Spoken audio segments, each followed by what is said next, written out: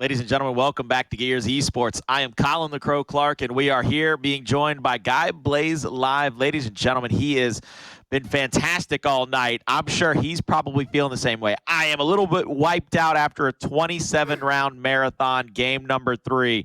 But we have got one last game on the docket. It's the Pittsburgh Knights versus Fire and Ice. And Blaze, we have a very distinct player to watch in this one. He's been playing absolutely out of his mind for a few weeks. It is going to be Fearzly, and I know you've probably got some thoughts on that, man. Yes, we do have a distinct player to watch, and it is Fearzly. You look at his KDA, it's a 2.12 plus and minus 17. When it comes down to the team kills they acquire, he's a part of almost 25% of them, almost in double-digit assists, but 67% true engagement success.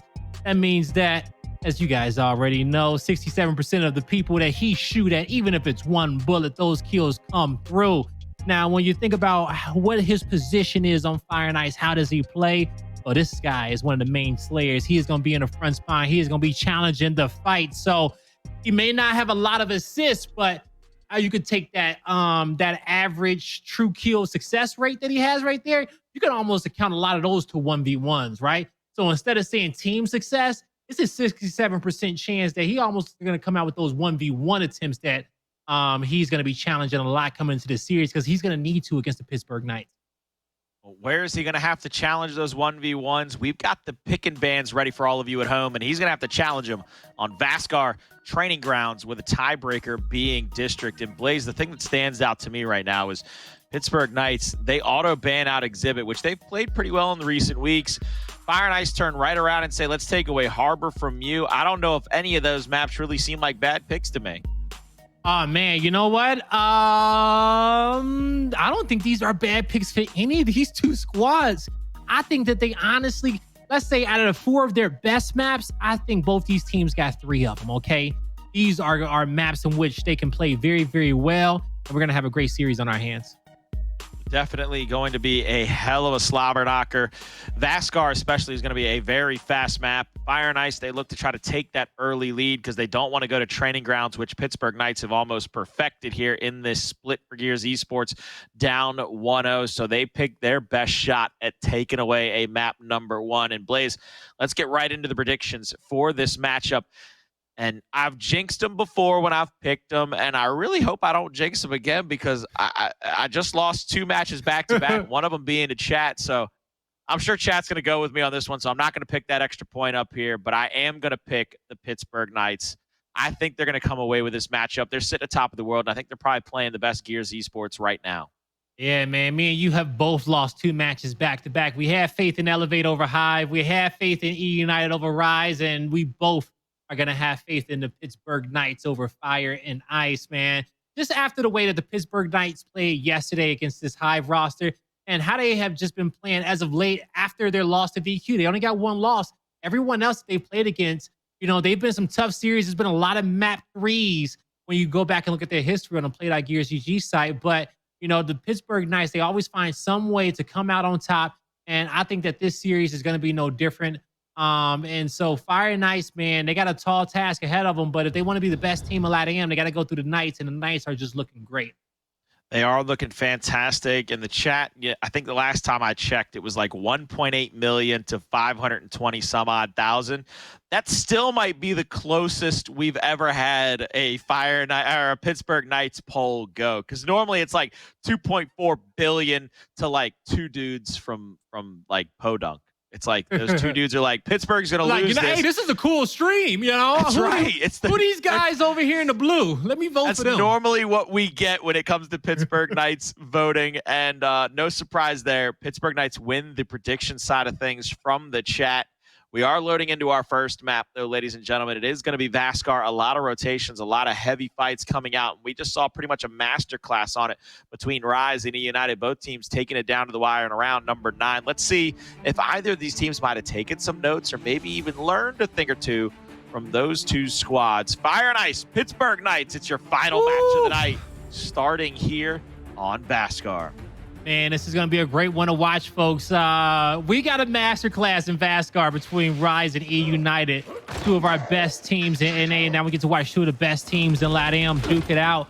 We're seeing down low when it comes down to that arrival spawn, the Pittsburgh Knights choosing to push 3 players down low towards the B hill. They're going to be able to capture it for free.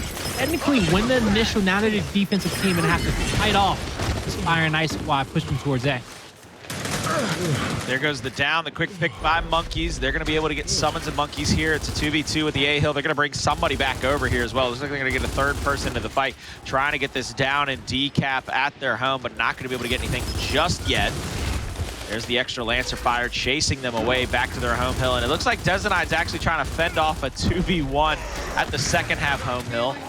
He's gotten 1 kill. He's going to be able to challenge a 1v1 for the mid-neutral as well here momentarily. And Pittsburgh Knights have gotten the retake at the opposite end of the map. They get their home hill back.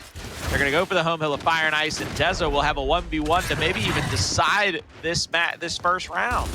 But yeah, he's going to disengage. He knows that it's still early on in this map. His team just got a clear-cut advantage, so he wants to make this defensive setup as hard as possible for Fire and Ice to retake. But you see, C Hill, it gets decapped with ease. Multiple members backing up of the Pittsburgh Knights, but now they're gonna have to retake it eventually. So they didn't like. I guess they didn't like that fight coming out. They didn't like that aggression coming out for Fire and Ice here on top of the C Hill, but they're going to see if they can set this up in a way for them to be able to feel a little bit more comfortable. The flashes come out. The focus fire is here on Fearzly, but he's not budging whatsoever. You see Fearzly trying to get shots back across the middle of the map. They're on those players at that cover. 3 players of the Pittsburgh Knights mounted up, and they can actually pretty much stay there for free for a hot minute because there are no real utilities, no incendiaries, no shocks to keep them closed out. Pittsburgh pushing up toward the right side of the covers, trying to get downs and damage, but Fire and Ice answer right back. There's 3 straight kills. They break away too, and they're going to push back up to the A hill and try their best to go for this triple cap domination. Sumuns is going to be forced into the hill. He's going to be full red, almost down, and that's going to be a kill for Fire and Ice. And that's going to be round number 1 on the board for them because it's going to be something catastrophic for Pittsburgh to win this round somehow. Okay. Now, yeah, PK, man, they can't come back in this one. Fire and Ice did a good job to stay in this round because it was PK who won the initial. And then even after they kind of won the initial by capping up B Hill, they kicked off the first team fight and they won that as well. But Fire and Ice made it to 150 first. Their rotations off respawn was just a little bit better. They got some big kills in the end, and they were just able to out-rotate their opponent to find that win condition in the later portions of that round.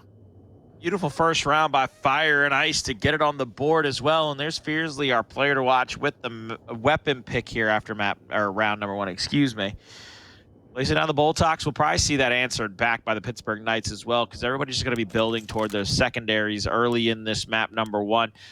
Not sure what Pittsburgh could have done differently. Maybe an extra rotation out, or maybe that extra rotation when they pushed up 2 to the right side of that map.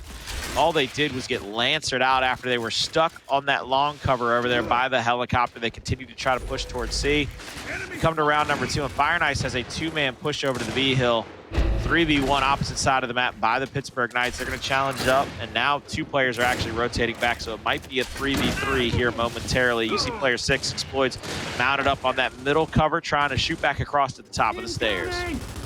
Both teams ran the same strategy that they did in the first round.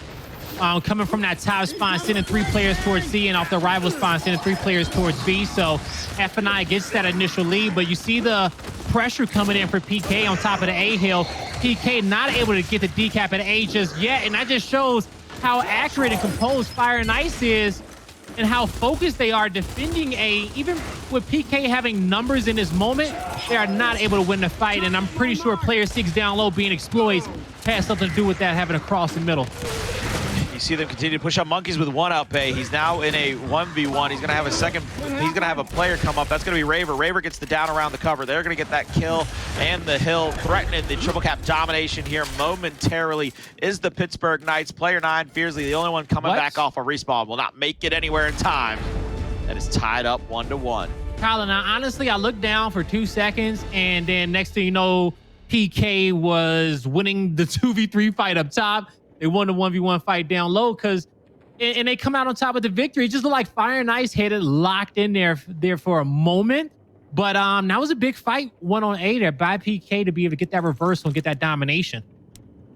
And I think it all starts when they pushed mid-map. They actually got, I believe it was Xploidz is player number 6. They got him out of the middle of the map. It is indeed Xploidz. So they got him out of the middle of the map. Once they kill him off, that really stops them from being pressured from the bottom side, and it allows them to kind of take the fight however they please at the A hill, which allowed them to rotate around that cubby corner, get that kill. Saw, I believe it was Raver came up and actually got the shot around the cover to help kill off that player and get that revive there at the A hill. Dezonide already pressuring the A hill though. 2v2 mounted up here. Retro in hand of Monkyz, a lot of damage out. Gonna push up with this shotgun out. Flash though, will have him stunned. Not gonna be able to get anything going just yet. Now he gets the down there, and that should even things up in the middle of the map. Dyslexic is gonna get shot on by Monkyz as well. That Retro coming through in spades. Dezonide stayed alive as long as he could down low at the B hill, but his teammates, they are able to win the fight at A. It was a 3v2. You saw the Retro get put to good use, and those 3 members push up to C. Dezonide is going to fill in the back line here at A. Let's see if PK can win the second team fight of the round. So far, they're doing a good job defending C. Continue to push up. Raver trying to get the shot once again to work against the cover. Fearzly's going to push up. Fearzly, no fear whatsoever. Knows if he just heads down, he can try to trade out that player. Getting the revive. Now cover shots come out. Nobody going to connect with anything just yet.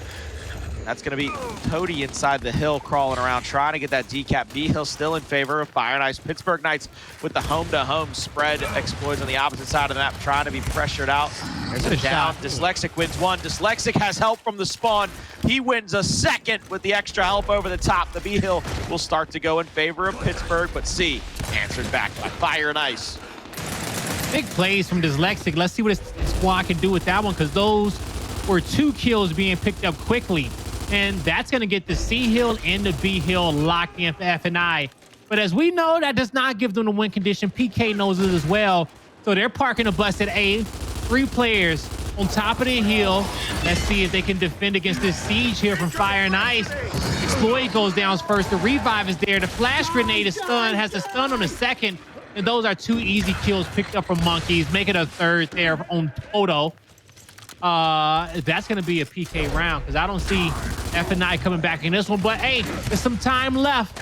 Let's see if Fire and Ice finds a miracle. They're going to try to find one, but with that kill there and the 2-man push over to the B hill, still holding on to A, and oh my God, Monkyz waiting behind the... Monkyz, stop it. Just stop it, okay? That's just mean. That was mean. I'm going to go ahead and say it. He's going to do it again. Quick melee right there. Locks it in. So, hey, that's a round going by way of time to the Pittsburgh Knights. Hard fall round, 2 minutes and 50 seconds there. So far, PK, they will be the first team to win their initial and to be able to hold on to that lead throughout this round. But the one trend that has stayed the same is that the team from a rival spawner is winning these rounds. We'll see if that trend holds true here in round 4.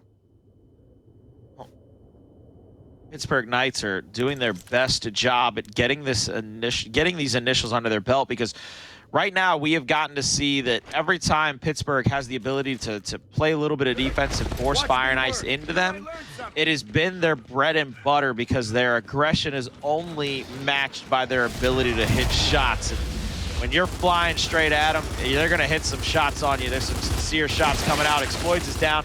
Toti is down. The headshot from Dezo, I believe that was a Boltok headshot on Xploidz to kill off the long shot player.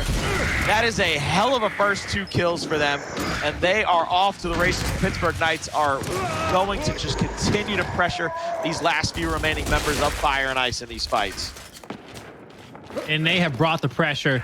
Now, F&I, they still will have a 1v1 down low towards B, so this is actually a double initial. No one has the lead. We saw PK win the first team fight, but they got nothing from it, right? And we're back to square one. Now, player 4 seems like he's going to be hiding at A. I don't know if player 7 knows he's there, just based off the direction in which he's looking, right? He's looking around. He's not sure. What a beautiful back A from Monkyz, and he'll be able to get that decap. And now F&I is getting flustered. Trip cap domination coming through. I mean, they're trying. You're going to see Fearzly bounce around and get one. Now you see multiple members. That's going to be Raver, I believe, as well as Sumuns. Get the down on him. And this is kind of what Pittsburgh Knights, their MO has kind of become, where they make people make these mistakes and then they pressure up onto them and just like you said, it flusters them. It's got to be frustrating to a team that it seems like everything you're attempting to do is just falling to the wayside. It's just failing to make an impact around the map. And that is 3 straight rounds in a row for the Pittsburgh Knights after a beautiful round number 1 by Fire and Ice. It seems like Pittsburgh has their number and they are just dialing it up time and time again. Shocks being placed out by the Pittsburgh Knights, answered back by Fire and Ice, putting down their bull talk, still holding over the retro, which might be their ticket to a victory at the tank if they can use the retro and the bull talk to try to cross out anybody that goes for that quick pick on the snipe. So F&I, they will have the height advantage of the D hill, so they can guard the sniper if they don't want to go for the quick pick. We see player 2 coming over a little bit late for F&I, sorry, for PK, because he did pick up that utility grenade. Well, whatever utility that was over there to be able to come to the hill. I do believe that is a shot grenade in his back pocket. So we'll see what Sumuns can do with that. But so far, we see a similar strategy as we saw from the last round. Both teams running a 3-1 with that tank area of the map being a focus. Flash grenades come out. Toti gets the first down and the cleanup there. So first blood, F&I quickly traded out by Sumuns. We're back to our next stalemate, but we'll see if Xploidz gets rushed here by these 2 members, but he won't be able to with Fearzly perched up on top of the hill. Both squads are going to wait for those thirds to come off respawn. And you see Dezo go to the middle of the map trying to figure out where the extra player from Fire and Ice is going to rotate over to. He gets the call out that they're going to be stacked up playing defense at D. Meanwhile, they're going to rotate Dezo over, and they're going to try to take a 2v1 at this E-hill. Dyslexic is going to be pushed back a little bit red. Dezo's trying to catch him slipping. They finally do. There's the pinch, their movement. There's the kill, and there's the hill in their favor. Raver catches one, and now Raver has the first shot on double bounce out. Won't be able to get the kill, but there's the cleanup by Sumuns. He might get the kill on the snipe, but he does get the long shot down and out. Beautiful play there to make sure they don't get the secondary long shot respawn in their favor. Toti is going to try to stay alive at the F-hill, but he's going to be pressured here momentarily. Shots over the cover will clean him up. And Fire and Ice find themselves once again on the back foot as Pittsburgh Knights will have the 2-1 hill advantage and will be able to come back into this in the next few moments. All right, so it was Fire and Ice who won the initial, but they're actually going to get to that 150 mark first, but it's pretty much a tie game at this point. You know, PK with the 2 hills to their name. Now, with that kill coming through on the side of F&I, you see the quick cross, the focus on Raver and Monkyz. They're trying to scurry away. Monkyz finds a position for him to get a little bit of his health back, but he can't save Raver instead. He's going to have to defend against the F-hill. Now, at this moment, F&I is backing up to get the decap at E finally, but they won't be able to get the capture. They're going to have to back off as they do get the decap there, but they have 2 players on the F-hill as well, so they're going to get the decap there as well. Pittsburgh Knights not gaining any points whatsoever on the map. Fire and Ice is going to find themselves in a 2-1 hill advantage. 2v2 breaking out here momentarily at the home hill of the Pittsburgh Knights. Raver will be a little bit red. He's going to throw out that flash. No stun just yet. Toti will have the down on Dezonide coming off of respawn. Raver tries to slide in and maybe even go for a wrap, but that's going to be shut down. That's going to open up the E-hill for Fire and Ice. 2 shots down and a kill for Pittsburgh. They're going to continue to get this decap here, but this is just back and forth. Masterclass by both of these teams. They know the rotations. They know that they have the win condition. F&I looking good. That's it, ladies and gentlemen. The 2... Oh, my God. There's another decap. No. It's not. Yeah, it is. Woo. Oh, yeah. God. Woo. It was close. It was close in that final moment as heals were getting decapped and recapped, but Fire and Ice's overextension towards the E-hill will be able to get them that victory on that swarm side of the map. So that's exactly what they needed here in the second half. Don't want to give up any of the slight advantage of what you're going to get from that swarm spot. You got to trade out these rounds here with PK and also win a round down low to rival spawn. Now, we could discuss a strategy in which we think F&I could utilize. Luckily for them, there is a sniper on the map, something that they can play around. We'll see what happens there. Retro Lancers, shot grenades on the map. All right, let's do this. Let's go. Let's see what happens, Colin. Well, we're going to have to see if anybody can get that original fight won pretty easily. You're going to see a lot of, again, just the cross from the Pittsburgh Knights. 3 straight downs for the Pittsburgh Knights. They could come away with any of those kills. Dyslexic will win a 1v1 against Monkyz. Toti will get a headshot kill onto Raver. Toti's going to be the one with the snipe as well. Ooh! My man. My man's out here. Hey, at this point, Fearzly is clicking his heels 3 times, hoping that he can get back home. And, well, Toto sent them back to the spawn at least. Beautiful reference plays. I'm going to have to hold on to that one. I'm sorry. That's being stolen. Hey, you know, hey, we're only at map 1. I'll give you a few more, okay? Toti is trying to look across the map. Long shot in hand, just trying to find anybody from Pittsburgh Knights. And I think he's trying to find that same angle we saw from Avexi. Somebody trying to rotate over to that E-hill. I think he gets the call out on Sumuns, but doesn't have the shot out on him. Sumuns rolls across the middle of the map. Toti doesn't even get the body shot to check him. It's going to be a 2-2 here. I think if you're Pittsburgh, you have to pressure up on Toti. You have to try to take his eyes off the prize at that E-hill and try to get him to make a mistake. He's going to continue to get the marks out, and Pittsburgh Knights pulls back. This is going to basically boil down to one secondary fight, because right now, Pittsburgh is wasting a lot of time in this round. Just rotating around. Thank God Toti didn't hit that one, because it had already taken an ice age to get them in that position even.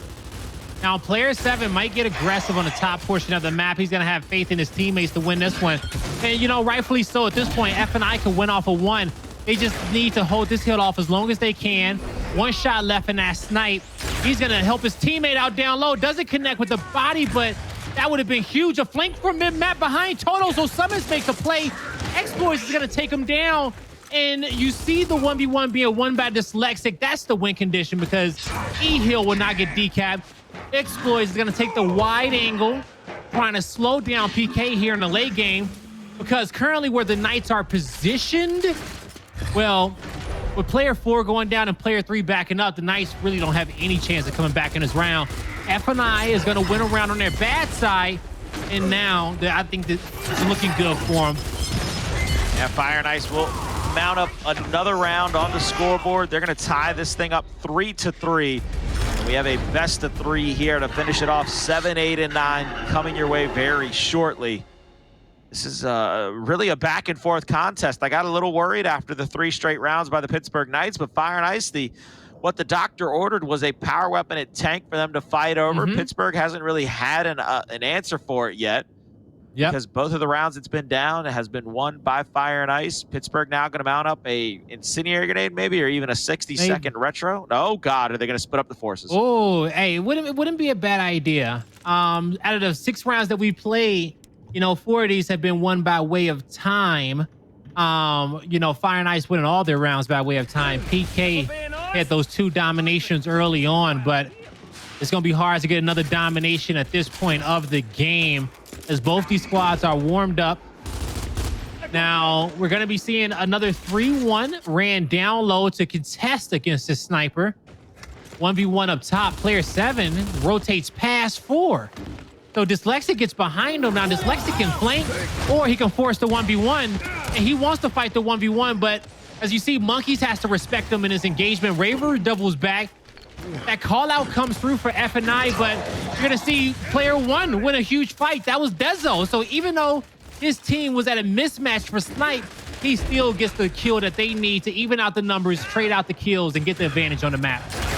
I mean, that's the old adage in Gears, though. Dezo had that back tank. They were going to push up onto him. The first player does push that left hand, but the shock was there to stop him from not being damaged, so that was an easy shot down. The second player that slid into Dezo slid straight into Dezo's right hand, which we all know. I mean, Makimbe Natumbo would tell you that's a no in Gears. He'd say, not in this house. You do not slide into the right hand of anybody as talented as somebody like Dezonide. But that's a quick 3-man wipe by Fire and Ice at their home hill. And they've now got Pittsburgh Knights back on the back foot yet again. So F&I, they will get E-capped, and they're just going to choose to back up.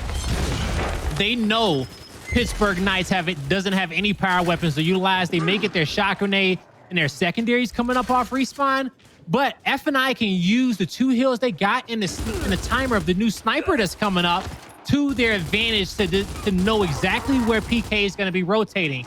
Now, they're going to be able to identify that PK's focus is going to be E, so F&I matches the number. The numbers is a 3v3 fight on this side of the map, and if PK can get the capture here, they'll have the advantage once again. They're already in position to get this next sniper. It's going to be a tough pickup, but this fight is what's most important. You see F&I fighting back. so dangerous. Sumuns is full red, shot over the cover. That's a cheeky angle, but it helps out Dezonide get that first fight win. Now Sumuns might try to go wide, and a misroll comes out from Fearzly, which costs him his life. 2-1 hill advantage will go back in favor of the Pittsburgh Knights. Dyslexic over here with a Retro Lancer in hand. He might push up onto Sumuns. Sumuns is going to be alone in this 1v1. Dyslexic is going to try to find any shots he can onto him. Damage out, first few shots on. Sumuns tries to answer back. Long range incendiary, doesn't find anybody. Dyslexic sliding up that stairwell, gets taken down by Sumuns. That's going to give him a 3v4 on the map right now in favor of the Pittsburgh Knights, but a player number 9, that's going to be a big flank by Fearzly. He goes down instantaneously, and that should shut this round down and give Pittsburgh Knights a 4-3 round count lead. They're 1 round away from taking a 1-0 lead in this matchup. All right, so PK on their opponent's map pick, currently at map point, and they will be going on over towards their good side in round number 8. So have a great opportunity to close this one out. But so far, the way these last 3 rounds have been ran has been mirror matchups. It's been 3-1s. Both squads seeing most of their numbers at tank. And we've been seeing an important 1v1 fight up top. I think it's been between Dyslexic and Monkyz in that position. So that's been really where this battle has been decided, at least where the initial has been decided to kick off these rounds. So we'll see who wins that one. You see the incendiary goes down, so that's going to be a mirror matchup. A lot came through. So that's going to be Pittsburgh Knight locking out their opponent's shot grenade. We'll see if that helps them out. Player 8 even went over there forward and realized that, oh, it's not here. It's not here yet. I got to go back over to this tank fight. Dezo is going to be mounted up top, trying to take a look into the middle of the map. Not going to be able to find anything yet. Flashes out from both teams. Sumuns pushes in. That flash, late flash in. Did get a stun, I believe, on him, but Raver's going to win 1 fight. He's going to win a 2nd fight as well. 2 dead on the side of Fire and Ice, only 1 for the side of the Pittsburgh Knights. And you can see Fearzly rotates to the middle. Dyslexic backs up towards the spawn. Dezo, snipe in hand. He has to find somebody's skull to crack here. There's a body shot just as good as a headshot in some cases. Might find that down with the snub, and he does indeed find that down. Now Toti's pushing up. This is a full 4-man push by the Fire and Ice on this side of the map by the tank. Any kills are good kills. There's a body shot on a Toti. 3 shots wasted. Unsure if Dezo was able to get this sniper on his back. But now it is a 2v3 at the home hill of the Pittsburgh Knights, and they don't have any utilities right now to retake. It looks like they're going to have to wait for Dezo. Now, Sumuns does have a utility, but he's on the upside of the map, so Dezo will be the only person with a flash to try to get a retake at their home hill, and you can see a 2v2 might break out on this side of the map. You can hear the flashes ringing out. Monkyz evades 1 shot, hits a 2nd shot as he comes around the corner, but not enough to get the down. Toti will stay alive, and now they have a 2v1 onto Sumuns. Sumuns gets that down on a full red. Toti goes for the back A there onto Fearzly, but won't be able to catch it. It's still pretty evened up here, but this is going to be interesting to see what Xploidz does. Does he just leave T and go back for the snipe? And it looks like that's exactly what he's doing. This is definitely the side of the map in which Fire and Ice wanted to come out with a great initial. Now, I will say their initial wasn't too hot. They didn't get the power weapon, but they had the E-heal the entire time. And to me, they won the initial of the round. And you saw the retake from them. They were able to get the power weapon out of Dezo's hand very quickly.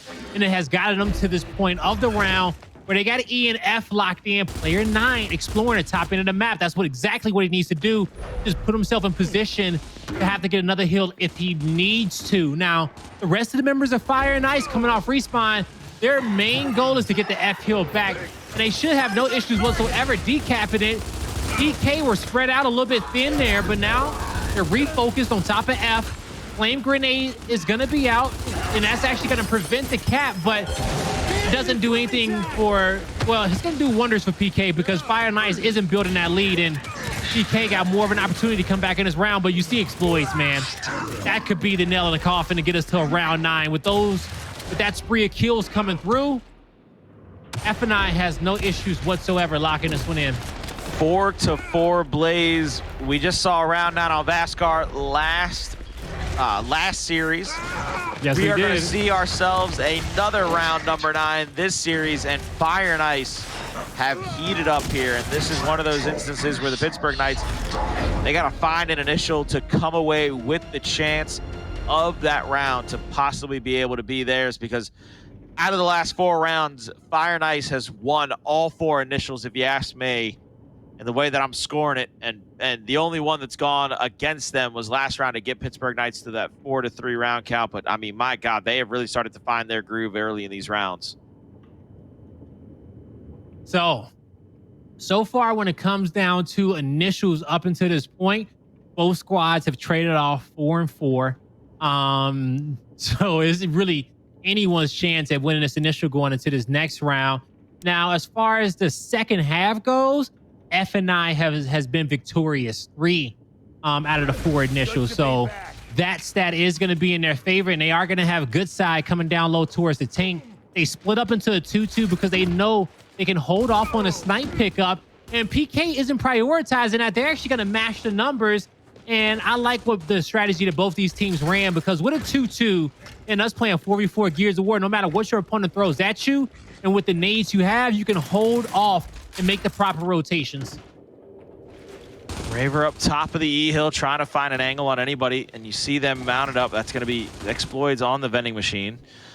Nobody really giving up sway just yet. They're not going to peek out. Xploidz is not going to give up either shoulder either. He's not going for a shoulder peek where he's going to be able to get damaged. And it looks like Monkyz might be trying to make a play here toward the middle of the map. It's going to back Xploidz off for just a moment. Nobody, again, making a move. This is stalemated out down to about 55, 60 points. And it's just a matter of making somebody... Fearzly, shot grenade down. But they get the down over there on Dezo. They get the revive off, but they get the kills. That should be the opening salvo they need.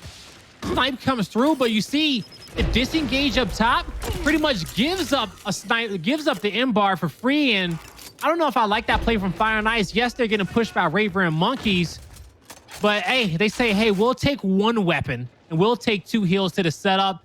In a round number 9 is definitely the smart play. You know, after your team wins a big fight, if you did challenge another 2v2, it's super risky. They didn't want to put their team in that position. I respect the choice. F&I with a clear advantage after winning that initial. Toti, snipe in hand, trying to catch Dezonide across the map. As soon as he tries to up-A that corner, I think he has a chance to get that headshot, but he's going to roll out and try to get closer. Monkyz will have the M-bar in his hand. 3v3 one side, 1v1 opposite side. Toti continuing to get these marks, continuing to have the chance to try to put pressure and try to get those body shots in.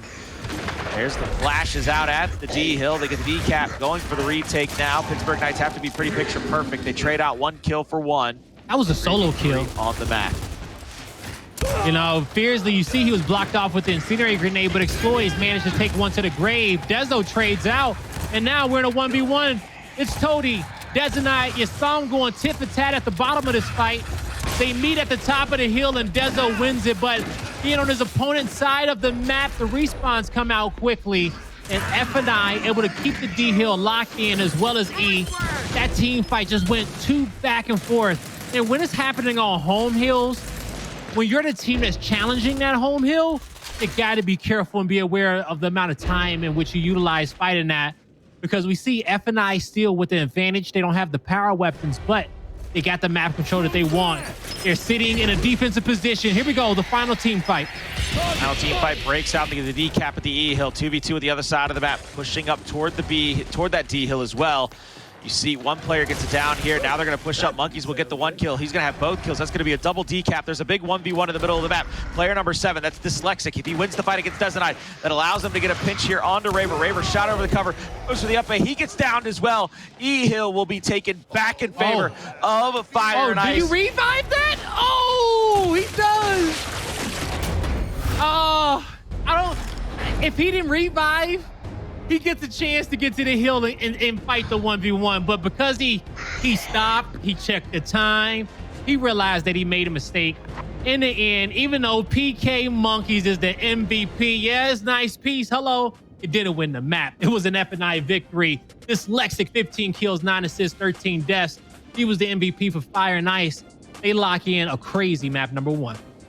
Beautifully played by Fire and Ice. I mean, they had to come away with that W. You cannot lose your map pick. And like I said prior to the start of this Blaze, I said they were looking at Harbor map number 2. You can't go down 0-1 and then take on Pittsburgh Knights on one of arguably their best maps. So we've seen a fantastic opening salvo from Fire and Ice in map number 1, and it boils down to me that they were just that much better in their retakes when they had to win those little small engagements around the map, whether it be a 1v1 at E or having to rotate somebody over to help out in a 2v1, and now it becomes a true 2v2. That extra Lancer helped to maybe get that down across the map. Something along those lines. They were much better for Fire and Ice than they were for the Pittsburgh Knights. Yes, Pittsburgh Knights, they steamrolled for 3 rounds in a row, but that was because they kept baiting Fire and Ice into those shotgun fights, those CQC team fights that they love to take so much, and forced out pressure points from them. Here, as Fire and Ice were able to win initials, able to get in position and really make the side of Pittsburgh Knights second guess any move they want to make. You know, I also felt like, you know, PK made a lot of team plays on this map, right? Like, they won as a roster. Now, the reason why I say that is because I feel like Fire and Ice made a few individual plays on certain rounds to keep them alive. You know, you saw Dyslexic and Toti hit some big shots and some big 1v2s just to kind of just slow down PK's progression. And as the round went on further, you know, F&I, they just continued to hold the lead. And I will say in the second half, out of those last 5 rounds that we played, F&I won the initial 4 of those times. So once they won that initial, they were able to hold the 2-to-1 hill setup, rotate the map. And as I mentioned before, Dyslexic and Toti having a clutch up in some 1v1s, 1v2s to help extend the round for their team. But in the end, man, it was the win condition for F&I. PK had to make some perfect pushes, but they just didn't have enough time on the clock to really get that, to really set up for the perfect push that they need to get a few of those rounds. Good job to F&I to come out on top. I saw that that last replay we had right there where Dyslexic gets the first kill. There's a part of me that almost feels like the only reason he went for the revive is he's like, one of us is gonna have to die to Dyslexic to get to this hill. And he's like, I'm gonna pad my stats by being the one that kills him after he kills you. But I'm gonna pick you up and I'm gonna pat you on the back and tell you to go on to the E hill. Go on, buddy. Try your best. We'll figure out how it goes from here. But, you know, that was a tough decision to make. And I'm pretty sure one of the thoughts that he had is that, you know, maybe if I get the revive, I got the help and we can have 2 people to decap the hill, right? You know, decap it quicker at that point. In the end, it just was not enough time on the clock. And F&I did the best that they could, just keeping their advantages as long as they can and avoiding PK in some of those last-minute fights. Now, it's time to move on over to his training grounds to see if F&I is going to close this in 2 and stun us all. And we're all going to be wrong twice in a row? 3 times. Okay, well, 3. Yeah, me and you be 3 times, right? I mean, we're just, look, like PR said, these pros don't respect our picks, all right? I'm just saying. They don't respect them at all. Hey, look, I think training grounds is going to be interesting for one very simple fact. Fire and Ice kind of had, how do I put this? Fire and Ice had the ability to force Pittsburgh Knights out of their comfort zone, which is that pressure offense where they're able to slide into covers, really take those shotgun fights, really make people miss and be everywhere and anywhere that they need to be on a map. By team fire, by holding them into a containment zone, it was beautifully done, and then winning those small engagements around the map. Training grounds lends itself to be able to do kind of those same things, especially if you get the power weapon over at E. That's going to be one of those instances where do Fire and Ice build toward a shocker and incendiary at the lower first half hills just in case Pittsburgh Knights say, look, our only way to get them to force out the shotgun fight is by putting a power weapon at the E hill, at that U fight.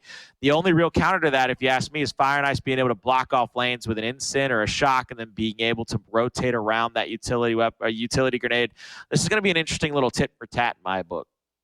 It definitely will be. You know, PK has that option of putting that center line power weapon down and forcing that good fight, right? Like forcing a fight that they feel comfortable in being at you. That's the good fight for PK.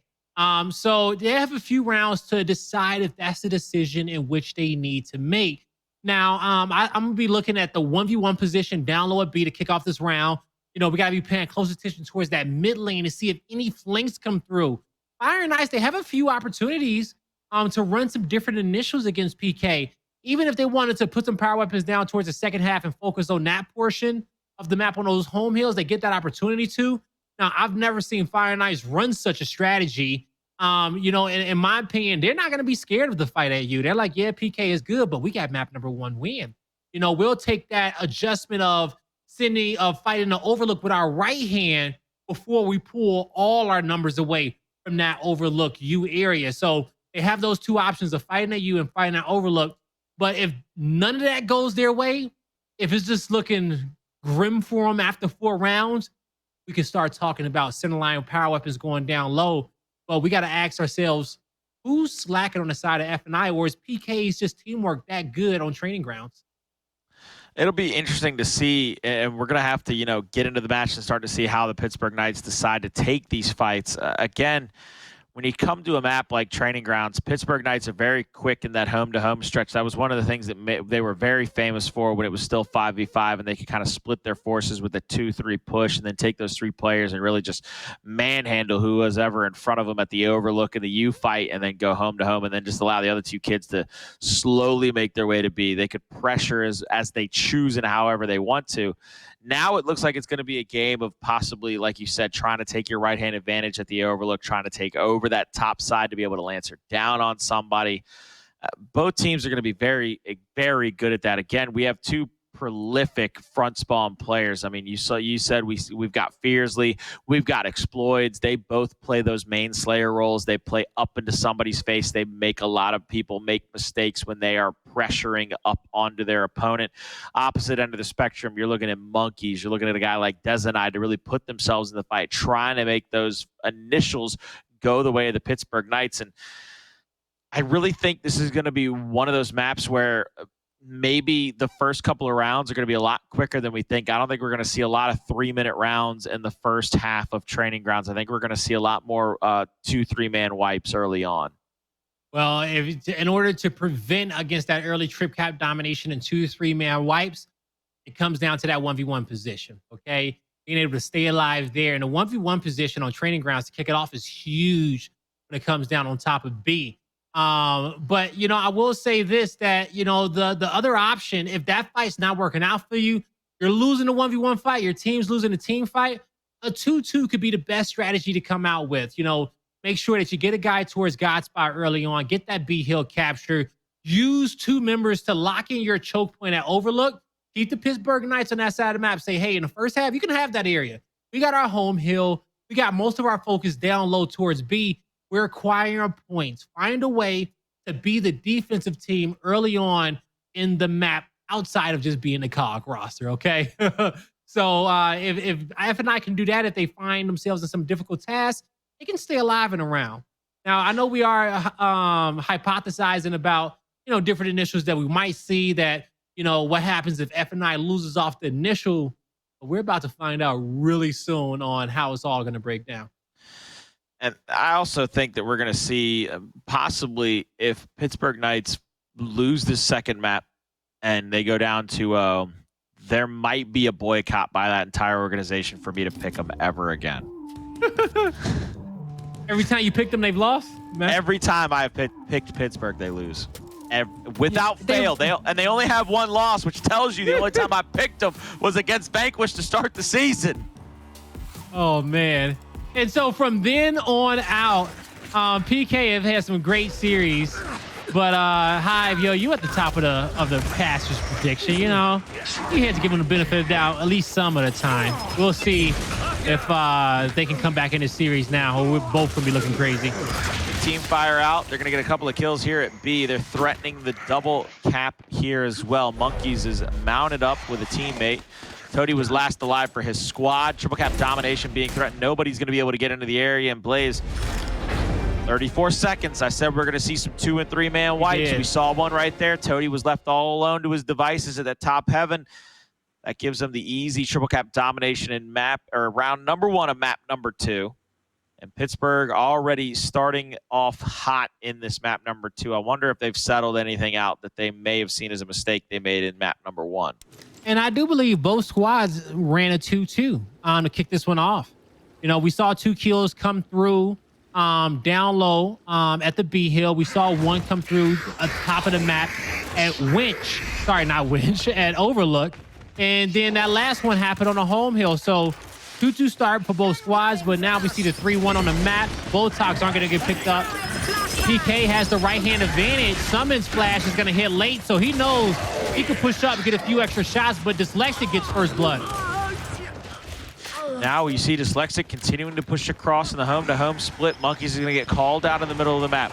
They actually have a pinch on Monkyz here. Monkyz is about to get walked up on by Xploidz from the other doorway. Tries to go for a two-shot down, but gets taken out. Opening up the B hill for Fire and Ice. Great answer by them. Sumuns is going to try to push back against the Tide on back street. He's going to get double answered down. Easy kill for them. They're going to go for the triple cap domination, and they settle it up. Fire and Ice, they answer right back, and that is less than a minute again, Blaze. 34-second round, 48-second round, both ending in dominations. Colin, you hit it on the head. You know, these first few rounds were going to be quick. You know, we'll see if that trend holds true going into this next round. We'll see if anything gets put down to change it, but I don't see no center line power weapon happening. F&I to put this down so early would be mind-blowing to me. They're definitely going to shift on over and upgrade their secondaries, but it's too early to put down power weapons, especially when you trade off the rounds as quickly as you did. That's the time in which you want to keep getting more looks at the initial, keep figuring out your opponent and see, can you get any indications, any hints, any tips on how you want to change the pace of this game so it can be more favorable for your squad.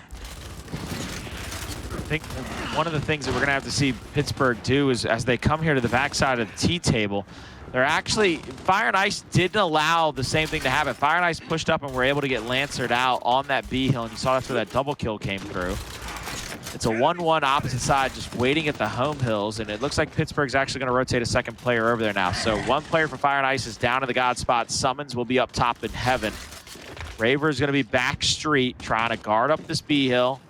Meanwhile, Pittsburgh Knights slowly making their way across the map, ladies and gentlemen. You see up top, that is Dezonide. He's going to have the angle on anybody that really puts themselves out in the open to try to get a cap on that B hill from either side. And this is Fire and Ice's position, I think, because they have the right-hand advantage over there at B, and they're going to actually switch spots now. And again, Toti just getting the information for his team, just basically calling out, this is where they're going, this is who's running where. Continuing to make Pittsburgh Knights make these moves, and it's almost like they're trying to lose each other. They're trying to get lost in the sauce so that Fire and Ice makes a mistake. Right now, the only mistake that's been made is Pittsburgh Knights lose Dezonide in that middle baby steps area, and even though there's a down on the side of Fire and Ice, they get a quick revive off on Toti, and this should once again be a Fire and Ice initial. So that was a great attempt from PK. They shift out Monkyz and Dezo. Monkyz gets it down from the cross. Dezo goes down as well, but you got to expect downs to happen. My only criticism for PK there is when a down happened in heaven, that the players on the bottom portion of the map, that was their opportunity to spring out into to B and possibly make a play while that revive was coming through. But, you know, we haven't reached that 150 mark yet. PK coming off respawn. Their home hill was well protected. They're going to get one more, maybe two more opportunities at coming back in this one, but it all depends on if they can get a decap now on the map.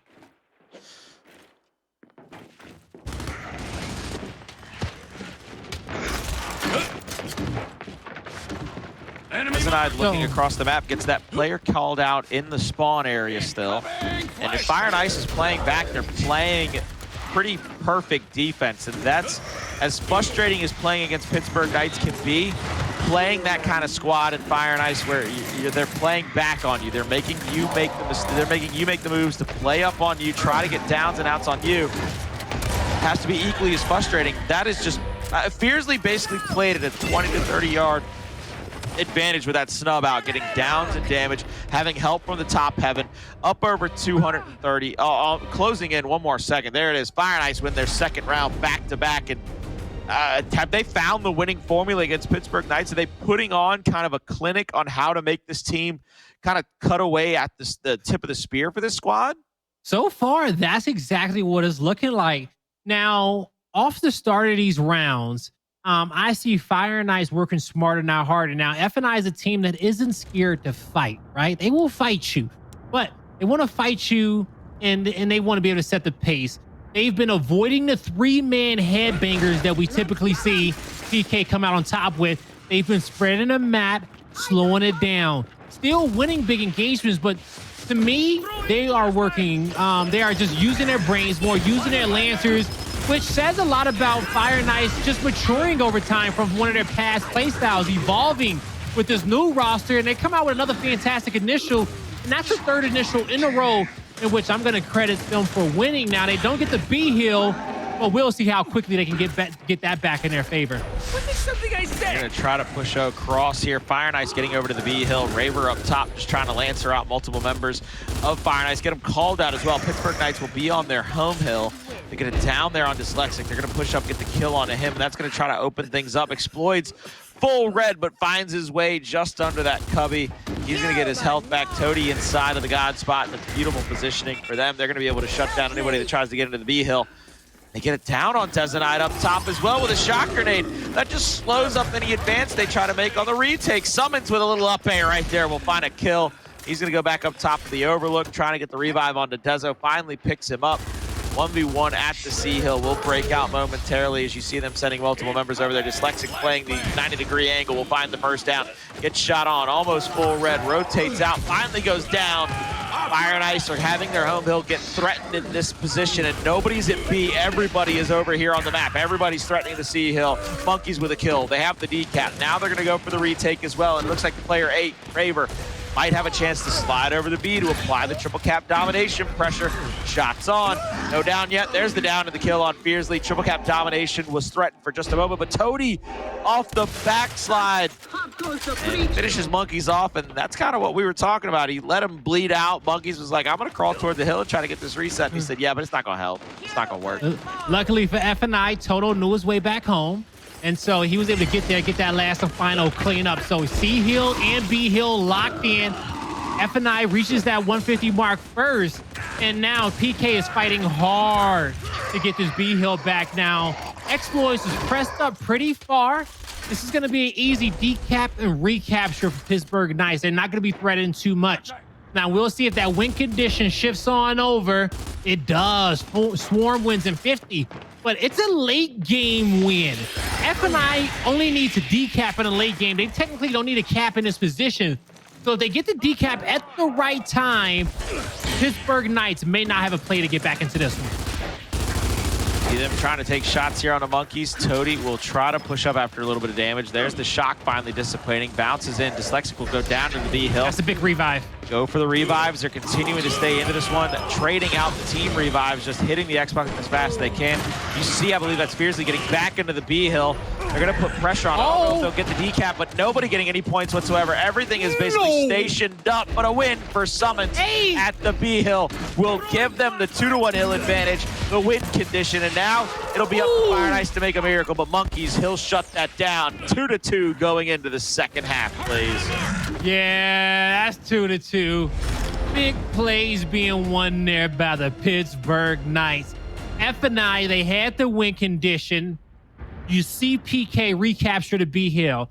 So from that moment on, it was a fight that happened down at B because, well, we talked about it. FNI just needed the decap, and they could not find a hill in which they needed. The decap comes through, but Fearzly and Dyslexic was focusing on two separate fights at the B hill.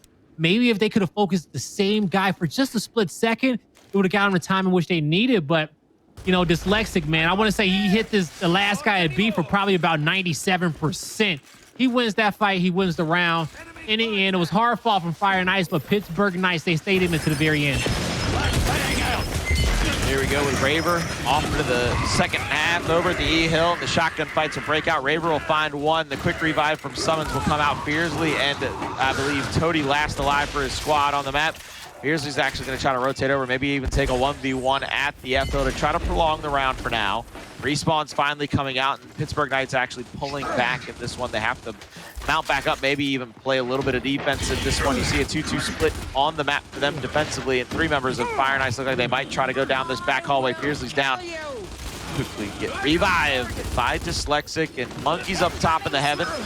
They're going to continue to challenge up, flash out onto Dezo. Dezo playing the angle, playing a long distance game with that Lancer, getting that third down and out onto Fearzly. Dezo will get cleaned up by Toti though. There's the extra shot on and the kill. Dyslexic full red, up phase around the corner, but Raver waiting on him, hits a spread, a down. Now a shot out, 2-to-1 hill advantage still in favor of Pittsburgh Knights. And Pittsburgh Knights is not going to force the envelope. They won those fights on their side of the map by the home hill, so they know that their opponent's next move is going to be towards the opposite side of the map, because that's going to take PK the longest time to rotate there to defend. Now, the opposite side of the map was E, but PK got there with plenty of time to spare before F&I was able to contest, and PK is going to win this team fight as well. It's going to be a last-minute push. Well, not last minute, but a push to win a round here on top of Fire and Ice's home hill. And unless Xploidz can go huge, which he will not, it's another round win for PK. PK will take a 3-1 round count lead here, 2 rounds away from tying it up 1-1 and sending us to a map number 3. Fire and Ice have to find the answer once again. This is one of those situations where last map they lost 3 in a row before roaring back into things and winning it in round number 9. They've lost 2 in a row now to the side of the Pittsburgh Knights, as we see it go 3-2 in favor of the Knights as well. Retro placed out by the Knights down low with the King Raven. Fire and Ice will answer back with the same thing. They're going to upgrade to their own retro bottom side of the map, which is going to make those home-to-home defensive stands just a little bit easier, because we've all seen how powerful that retro Lancer is in trying to play some defense, but all of the attention, again, will be placed over that E-hill. Shocks will be down up there as well. See if either team can come away with a fantastic turns around. early fight. They get into the fight, and he will win it. So Raver faked like he did not see Fearzly in the corner of his eye. Turns back, wins a big fight there. And now that's a man advantage for PK. But if Dyslexic can get both these kills, he only gets 1.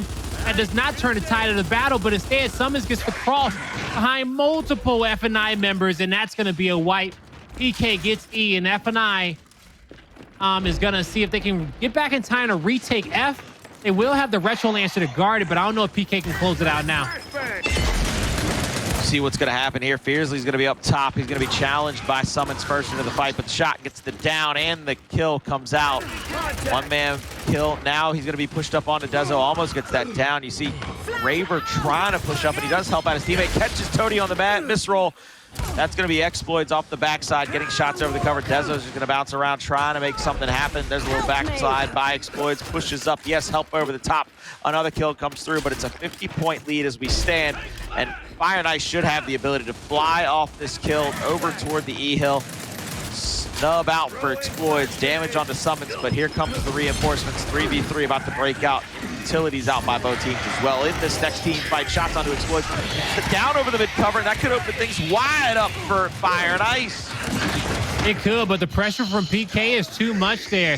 Xploidz fighting off his left hand as well as his teammates. He hit a great shot, but PK, man, they were getting free shots on those players. They hit a Lancer in the back. It was an easy team fight for them to win. They're gonna we're gonna be close to that 200 marker in a round, and PK, they got 2 hills to their name. F&I needs to win the 3v3 fight AE. They need to defend against this pressure from player 6 at their home hill that they don't even know about yet. A lot to be done here in the late game. Can F&I play perfect in this round? Right now, they've got to play perfect, starting with Toti, who's going to get looked down upon, and he's not going to get shot on or taken out. Triple Cap being threatened momentarily, 1 second late. Toti would get into the hill and gets the denial, but I mean, they're already at 240. They're getting decaps everywhere, though.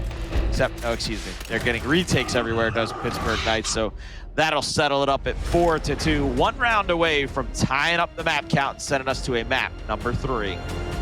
Oh, PK turns it up here in a back portion of this map. And Colin, I'm honestly not surprised that we're probably going to get, we're going to have 4 series that go the distance today. What an absolute I knew it. We were going to have some slobber knockers. I knew we were going to have some bangers. We both dressed up for as if it was like a major on a Sunday. And I mean, these matches have yet to disappoint. So they have not. Here we are. Here we are, ladies and gentlemen. I'm strapped in. I'm ready to go. Let's see if the Pittsburgh Knights can get us to that map number 3 now. As we know, that center line power weapon is going to be there. So both teams have to focus on this portion of the map. With that stun coming through, Xploidz knows that he can get into this little small room, but that does not mean that he can pick up the weapon. You got to be careful now.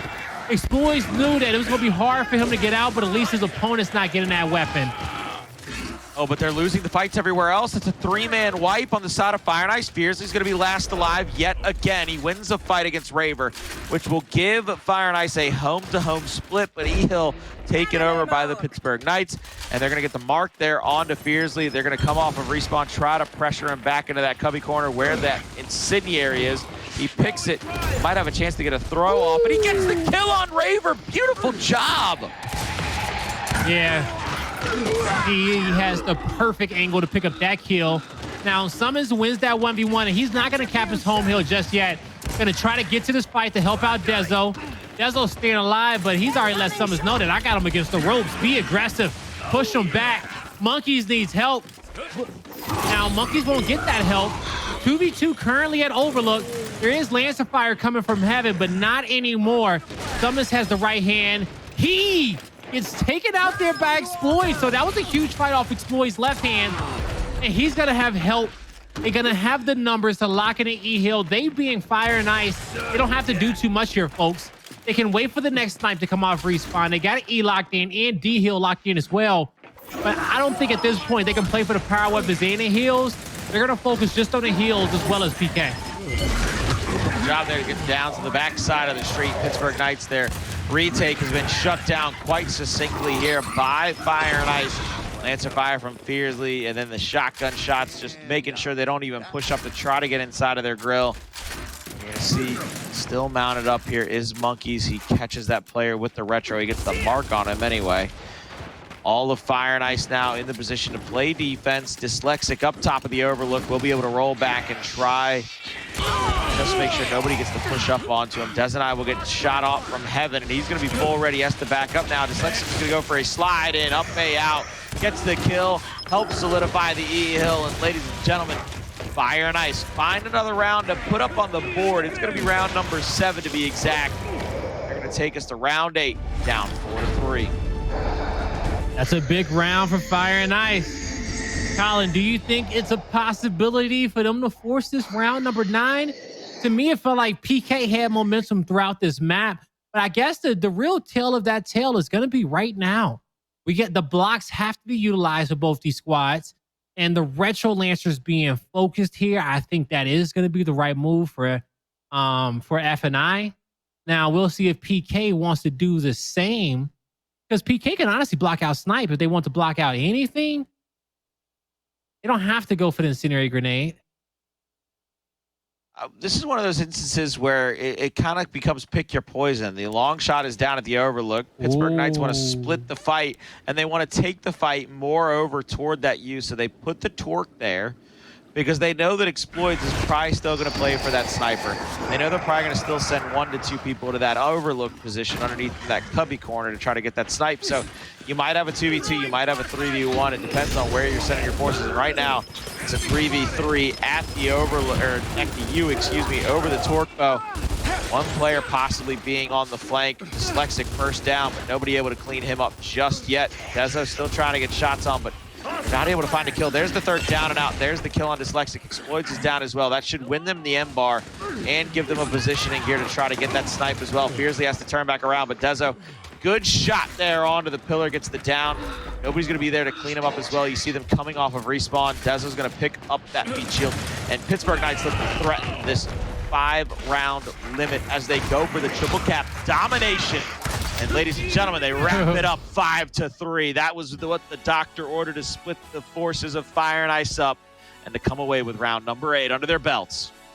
Man, so I love the placement there for PK to ask themselves, how do we get the fight back up top? Yeah, we could block this weapon, but let's save our block for the last round to block out the snipe and just get something that has more of an impact on the map. The torque bow was the weapon to tilt the scales of the team fight. PK did a fantastic job locking that in, sending us to map number 3. Folks, don't go anywhere. We're going to our 4th map number 3 of the night, and it's going to be one that you don't want to miss out. Ladies and gentlemen, welcome back to Gears Esports Pro League. We are in the midst of a match for the ages and a day for the ages, as this is our 4th map 3 of the day, and every single series has pretty much gone down to the wire. You could not have asked for better. Pittsburgh Knights answer back on training grounds after the map 1 loss on Vasgar to Fire and Ice. Tied all up now, 1-1 in Blaze. Map number 3 should be an absolute fire starter. It really should be, man. And I'm ready to start this fire. You know, when we go down towards it, it's going to be District as our final map. And so when it comes down to these two teams, they are both good District rosters, if you ask me. I do believe it is going to be the map pick of F&I as we head there. So F&I has been looking really good on that map. And we'll see if it be the one where they can pull this one away and come out with a victory. Because I know they definitely want to take down the Knights.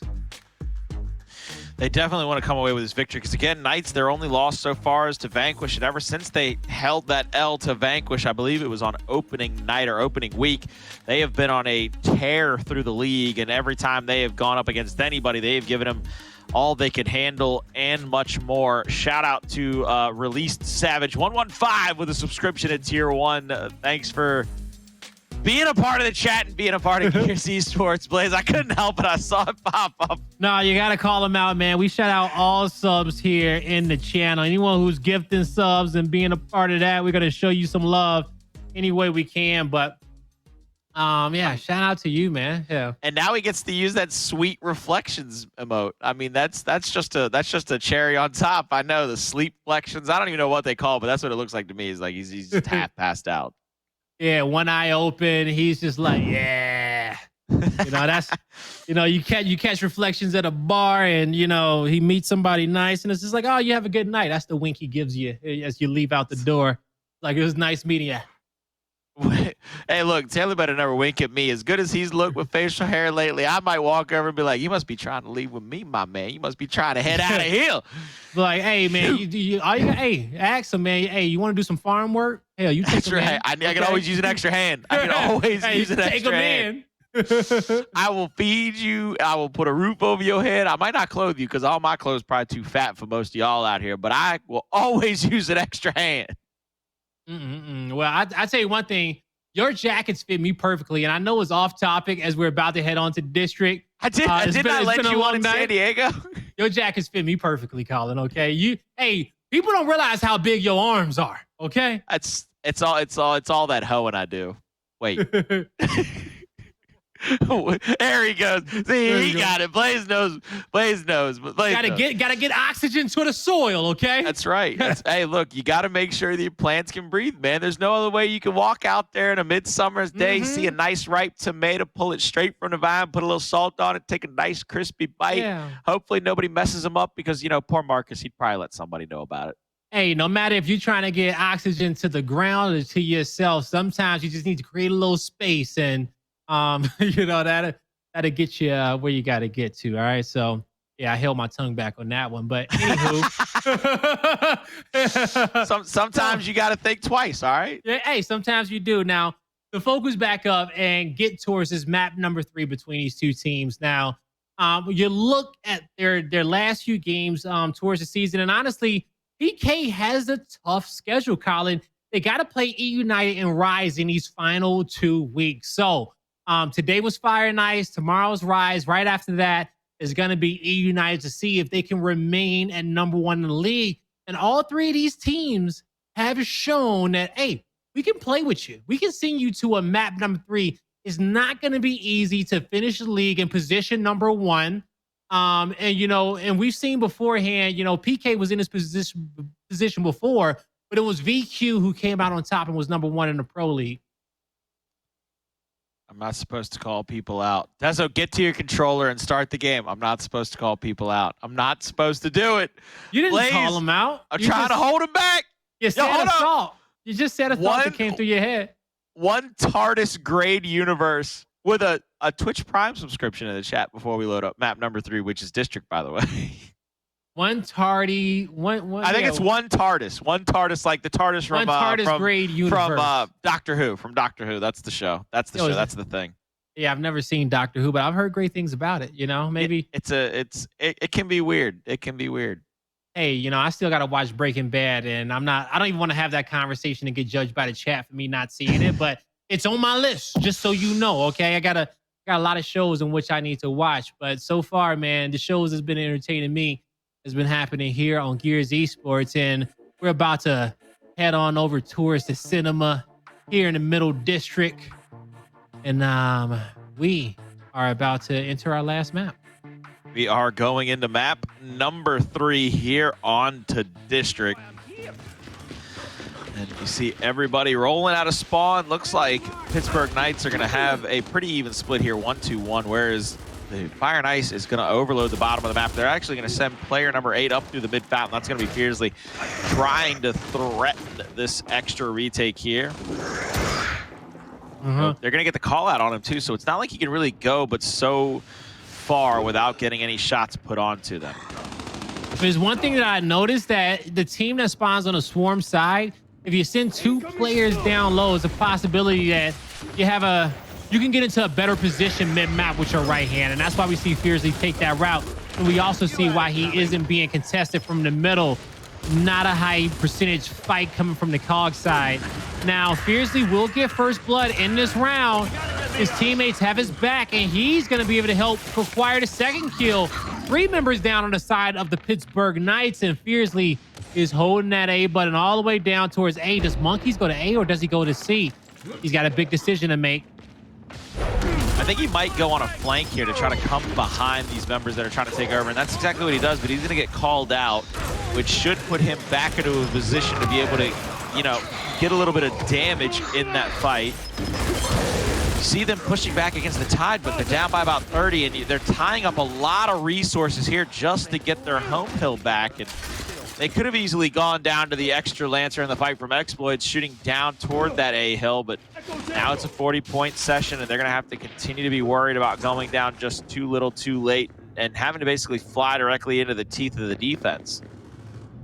We'll see how sharp those fangs are. Xploidz has that Lancer out. That's going to be the first fang they got to get through, because he's just going to be pre-firing these corners, and you see the amount of damage Raver takes. The focus fire comes through from window, but good job to Xploidz for backing up a bit more, not putting himself in harm's way. And as we see all the focus of PK going towards the top end of the map, player 9, he overextends towards the home hill. Dyslexic, Xploidz, they both find a kill. Currently 2v2 on the map. The 2v1 up top in favor of the Knights. Sumuns knows he needs to get a decap on C. He's going to be able to get that, and his teammate his teammate Monkyz is able to hold back Fire and Ice. Sumuns gets the capture too down low. It won't be what they need, it's not gonna be enough. Yeah, it won't be what unless player 2 gets across in time. Just the fact that PK had to decap and recap that. Sorry, Fire and Ice had to decap and recap that, gave PK more of a chance. Yeah, but I think even if you'd have seen Dezo fly across the bottom of the map, 2 players from Fire and Ice were waiting there, and they sent the 3rd player up into info to be able to Lancer down, so they were going to get stuck between a rock. There it is. There's the extra Lancer help. They're stuck between a rock and a hard place. Yeah. You see them getting the decaps everywhere else to Fire and Ice. They won all the fights to end the round. Round number 1 and map number 3 goes the way of Fire and Ice.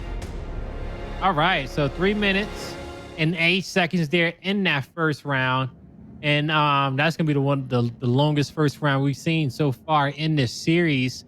F&I, when it comes down to weapon placement, they're probably gonna keep it basic, you know, go for the lower secondaries. I doubt we see anything crazy between these 2 teams because there's so much respect between each other.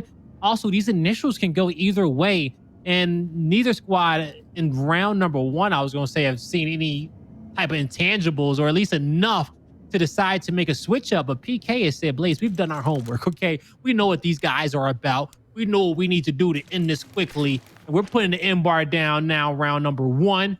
We plan on setting the pace of this map. Well, they have to draw them into these fights, and they know that Fire and Ice are going to be able to rotate around them. And once again, they need the big team fights. They need the momentum pushes. They got to make it into a shotgun fest. And that's exactly what they're going to try to do here. Back of Cinema. Good shots out by Xploidz. Gets the down. They're going to go for the quick revive off. 3v3 back to the Cinema. Meanwhile, the last player's in the middle of the map playing in a 1v1. Sumuns will kill Dezonide, which actually evens things up here.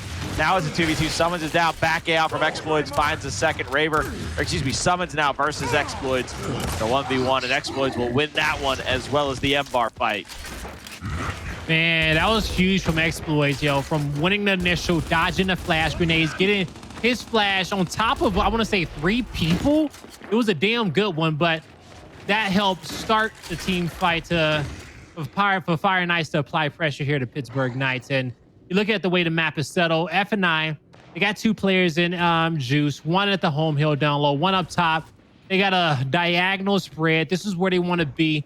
PK, they're going to have to use their flash grenades wisely to stun these players in Juice, but it is going to have 2 players that they have to worry about. And then Xploidz with the M bar in hand. They're going to know his location. So let's see what PK can come up with in this moment. Trying to find anybody to hit a body shot on with that M bar. So far, Xploidz only firing out 1 round. You see Dezo trying to push up in the home-to-home stretch. He's got Sumuns here with him. He gets body shotted by Xploidz, which is going to open up the push from Fearzly. He tries to get down the stairs. He's going to get down on the Sumuns. They're going to be able to clean him up as well. Still have control over their home, and really, Dezo can't go anywhere. A body shot puts you at like 30% or so. He hits him in the shoulder, and that's enough to get that 70% damage out.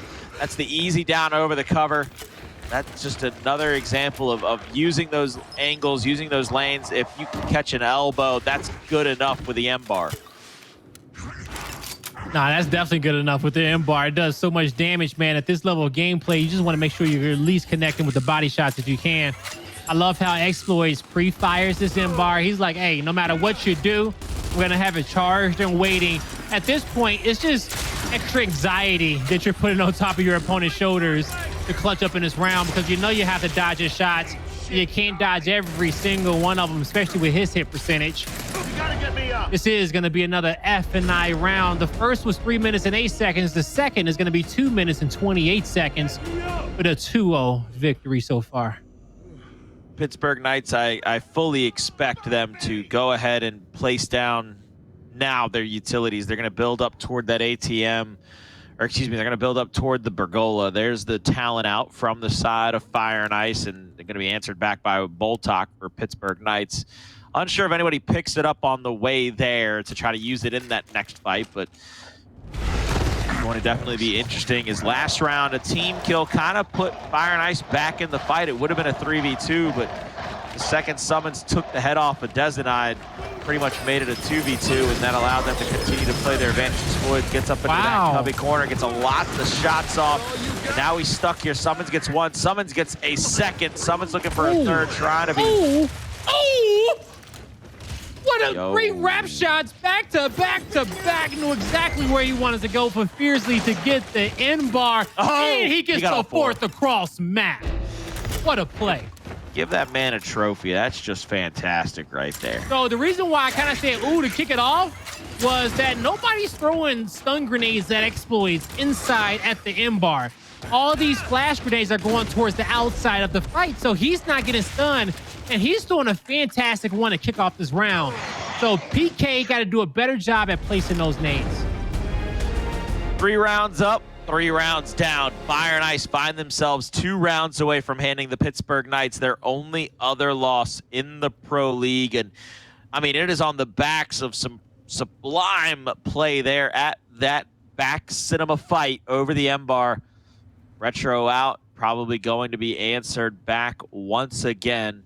Oh, does Pittsburgh Knights split the fight up now? Are they saying, look, we thought we wanted a big team fight, but we kind of just want some 2v2s? But that's the best way for them to do just that, because at this point, they're behind on the weapon placement. Their opponents get a momentum, and they're not doing a good job at the fight at cinema. These last 2 rounds, they have lost, and that's because Xploidz, man, is getting in there without too much pressure whatsoever. He's doing enough damage to set the pace of the round for his teammates to finish off.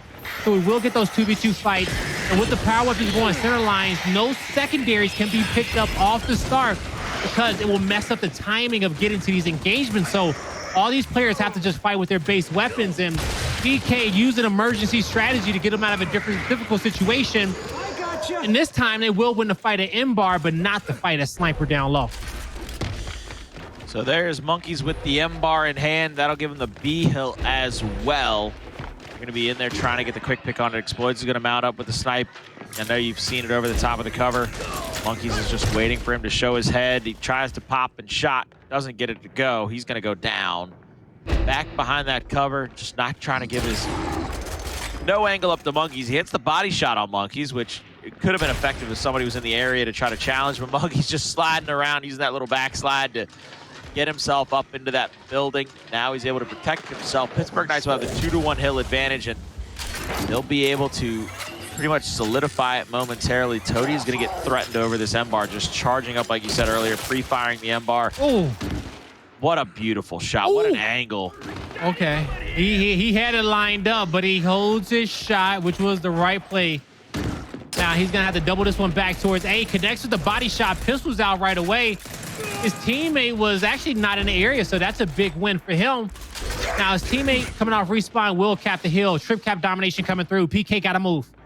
They got into the home hill. That's going to be Monkyz there trying to get the decap. They don't have everybody off of respawn, so this retake won't come until Fire and Ice at least gets up over the 150-point marker, and Xploidz still has, I believe, a bullet in the sniper to use to try to fend off anybody pushing up. Yeah, he's got one shot left. Looks like they're going to try to push two across the bottom of the hill. Mid-juice, you've got the Boltok shots over the top, and now Xploidz has rotated down. Might try to go for this pick on the player that's waiting for this secondary long shot spawn. Sumuns is down, and he wastes that shot. Sumuns actually gets killed by the Boltok, so the shot for him is wasted, but he gets a wrap. Monkyz is in there, but he's going to go down as well, and that's the last gasp, if you ask me, of the Pittsburgh Knights in this round. Everything else should go their way. Raver full red inside the cinema. He has to just play defensively. He has to wait for teammates to come off the spawn, but he's going to be full red, be taken down, and he'll be full red before you can blink an eye. 230 F&I. They find themselves up 4-0 in map number 3. I do not know what PK needs to do to turn this one around, Colin. I'm just sitting here and I'm asking myself, what the hell is it? You know, they were able to get a power weapon to kick off this round, but F&I just had a better retake when it came down to the neutral hill. We are going into the second half now, but if you had to give Pittsburgh Knights any advice, Colin, what would it be? I think what they've got to do is they've got to overload one side or the other and just win a complete clean fight. Give up one of the two power weapons, overload your opponent, and win a full fight. They keep getting staggered off spawn, and one of the things that's happening is their retakes are coming at 120, 150 points. They're not able to get settled and get a retake at 60 or get a retake at 80. They're having to wait so long because they're winning these fights in certain parts of the map, but they're not coming out. They're coming out so scathed that they have to play back. And here it is. Xploidz gets it down on Dezo. Dyslexic comes in from behind, gets the meat shield. So even if they win this fight, it's basically trade outs, and they're not going to even win the fight down low. Hell, they might not even win the fight up top. That's a full 4-man wipe. That is a triple cap domination waiting to happen in a possible 5-0 for Fire and Ice. It's up to players 2 and 3. Dezo Sumuns, can you save the day? Not today. F&I is going to win your final series of the night in a 5-0 fashion. Something that we did not predict, Colin. Yeah, we didn't predict the winner of these last 3 matches, and F&I is going to prove us wrong and say, you know what, guys? Stop counting us out. We are victorious. As a dude that is as hungry and as tired as I am, being wrong is the least of my worries right now, Blaze. I'm really happy for Fire and Ice, though. Again, they're finding themselves winning matches, and longtime Gears head Murray, I know, has got to be excited. Zonner's probably out of this world with how good Fire and Ice is looking right now. So shouts out to them, to that entire organization. You know better than anybody, Blaze, how much support they've put behind the scene. They used to support Ladies of F&I. They might still support Ladies of F&I, but they have one of the most legendary female teams here in Gears, and now they've got a team in the male category or here in the Pro League, however you want to look at it, that is posturing themselves to possibly bring home a championship with as good as they're playing. So 2-1 over the Pittsburgh Knights, 5-0 in map 3, just absolutely fantastic. Yeah, no, that was a fantastic finish. Fearzly, man, you know, Fearzly got first blood. I want to say it was either him or Xploidz every single round. F&I won every initial. When the power weapons dropped down on the map, Fire and Ice got every single power weapon. When the games went late, F&I was leading at the 150 mark. That was just complete dominance throughout this entirety of this matchup. PK had no answer to the aggression Fire and Ice brought. even when they put down multiple power weapons center line to get themselves out of a whole weapon placement, they still cannot win both initials to get these quick dominations that they needed to get their opponent's secondaries and tracked on a respawn. Fire and Ice were just played perfect in that third map. Absolutely perfect. Not a single scratch on the record as you see the 5-0 after two pretty hard-fought maps, 5-4, 5-3, and then a 5-0. I mean, just beautiful work for them to come back at that map number 3 and really shut this down and put it to bed, Blaze. Fire and Ice win it 2-1. They cap off a night of map 3s, a night of elongated games with a picture-perfect 5-0 performance in that final map of the night, and hats off to them, shouts out to them. I can't say much more. Again, you said they played perfectly, and they really did. They were winning the snipe. They were getting Xploidz into the right position, able to shoot across the map, get headshots, get body shots, help his teammates win fights. It's just, there's no real way to critique it. There's no real way to break it down. If you want to know what they did right, go back and watch the footage. It'll make you a better Gears player. I agree with Douglas. Go back and watch it, all right? Because F&I, they played it flawlessly. You know, the advantages in which they got, how they was able to slow down a map. They decided when they was going to play it fast as well. It's been a crazy day of matches here. F&I giving us our last surprise, at least me and you, our last surprise. Some of you guys voted and picked who was going to come out correctly in that series. But I'm curious to know if we've had all map 3s today. Surely not. We did. We had all map 3s. Not on the side station. At least on broadcast. No, not on side station. Yeah. No. We had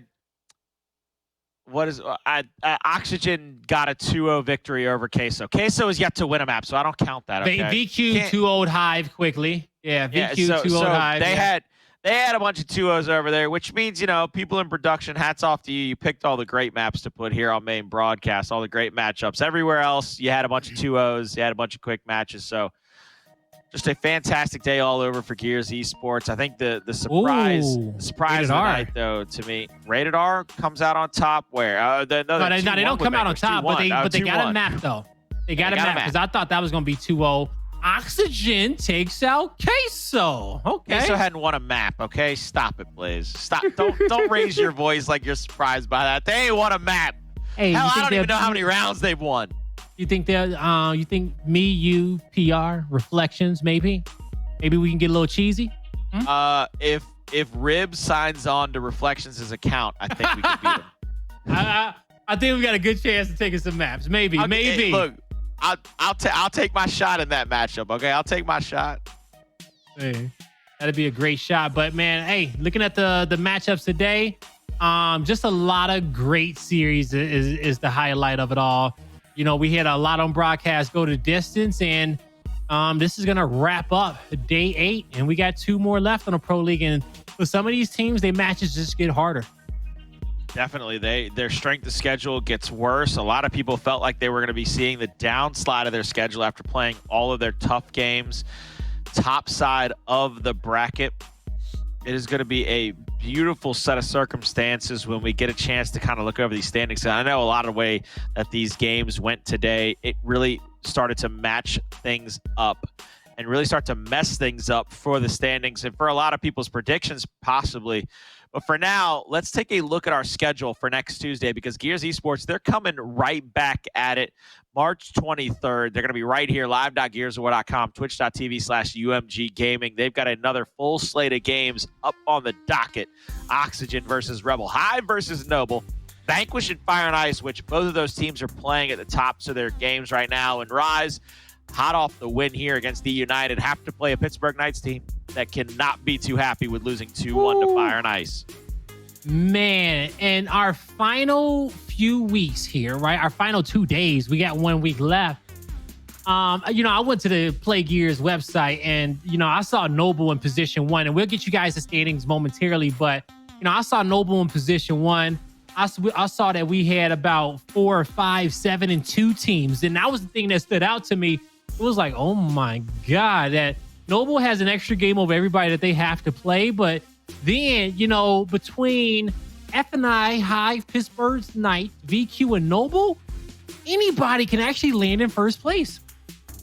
And that's Look, if you wanted anything from Gears Esports, it is the fact that right now the competition is on a lightning bolt's edge. And if you want an idea of how close the competition is to one another, you can take a look at our standings, ladies and gentlemen. Look at how these teams have started to measure out. 7-1 for Noble, but that's because they've only played 8 games, whereas you see the next 4 teams all have 9 under their belt, 7-2, all of them. But the map win percentages are going to settle out most of those debates on who ends up where. Blaze, we are in that top 4, top 5 section. I mean, it's a matter of who gets hot 1 week away. I would say if crazy things happen, teams 6 and above all have an opportunity at getting first place. You know, Rise, they of course got to win out. They got to hope that Noble loses all 3 of their games for those positions to jump.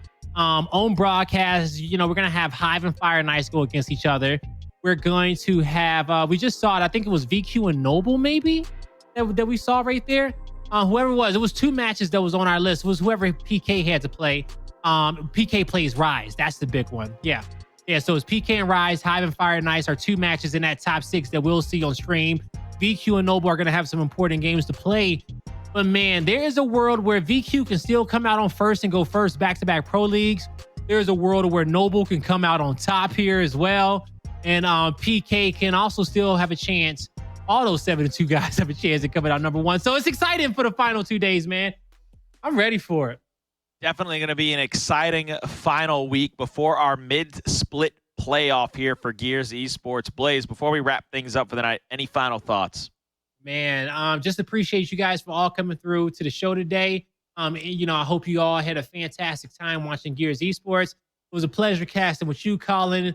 Shout out to Ashes for coming on the stream today. It was fantastic to be able to pick his brain, especially on E United and in that matchup against Rise. And once again, shout out to production. And yeah, that's going to do it for me, man. You guys have been awesome all week long. And, you know, I'll see you guys on the next one. Hey, Blaze, I echo all the sentiments. You hit all the right spots. You made sure everybody got thanked and got shown a little bit of love. The only thing I'm going to tack on to the end of all that before we leave you tonight, this world has been struggling for about a year right now. We're coming out of, or we're not coming out, but we're still suffering through what is a global pandemic. But right now there's an epidemic, and I'm going to go ahead and I got to say it. Look, stop Asian hate. Stop allowing hatred in your heart to control your actions. At the end of the day, if we all work together to be together, this world is going to end up greater than it was when we arrived. We're going to leave it better than where we have it. So just be better humans, be better people, and can continue to compete, continue to be there for one another. But for that, I'm Colin the Crow Clark. That's Guy Spencer. We have had a fantastic night at Gears Esports. Do not miss next week. It is the final week of Pro League before the mid-split playoff. Twitch.tv/UMG Gaming, live.gearsaward.com. But for us in the broadcast, that's going to be it. We hope you all have a fantastic rest of your night.